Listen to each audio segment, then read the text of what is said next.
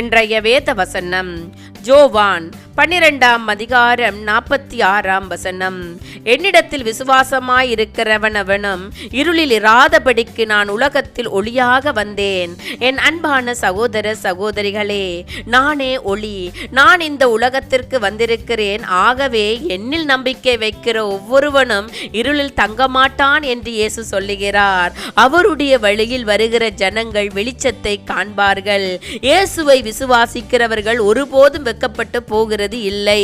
ஒருவன் என் வார்த்தைகளை கேட்டும் விசுவாசியாமல் போனால் அவனை நான் நியாயம் தீர்ப்பதில்லை. நான் உலகத்தை நியாயம் தீர்க்க வராமல் உலகத்தை ரட்சிக்க வந்தேன். என்னை தள்ளி என் வார்த்தைகளை ஏற்றுக்கொள்ளாதவனை நியாயம் தீர்க்கிறதொன்று இருக்கிறது. நான் சொன்ன வசனமே அவனை கடைசி நாளிலே நியாயம் தீர்க்கும். நான் சுயமாய் பேசவில்லை. நான் பேச வேண்டியது இன்னதென்று உபதேசிக்க வேண்டியது இன்னதென்றும் என்னை அனுப்பின பிதா எனக்கு கட்டளை இட்டார். அவருடைய கட்டளைகளை நித்திய ஜீவனாய் இருக்கிறது என்று அறிவேன். ஆகையால் நான் பேசுகிறவைகளை பிதா எனக்கு சொன்னபடியே பேசுகிறேன் என்றார். எனவே இயேசுவின் வழியில் வருகிறவர்கள் விடுதலைகளை பெற்றே ஆவார்கள்.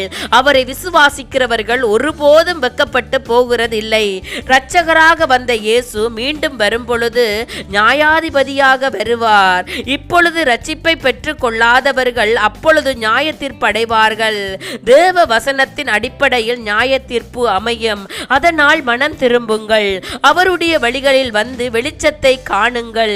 இருளான வாழ்க்கைகளில் இருந்து விடுதலைகளை பெறுங்கள். தேவன் உங்களை அழைக்கிறார். அவருடைய வழிகளில் வருகிறவர்கள் நிச்சயமாக வெளிச்சத்தை காண்பார்கள். உங்கள் சூழ்நிலைகளை காட்டிலும் தேவன் பெரியவர். அவர் உங்களுக்கு விடுதலை கொடுக்க வல்லவராய் இருக்கிறார். அவருடைய வழிகளில் வந்து விடுதலைகளை பெற்றுக் கொள்ளுங்கள். ஆண்டவர் உங்கள் ஒவ்வொருவரையும் ஆசீர்வதிப்பார். அல்லேலூயா.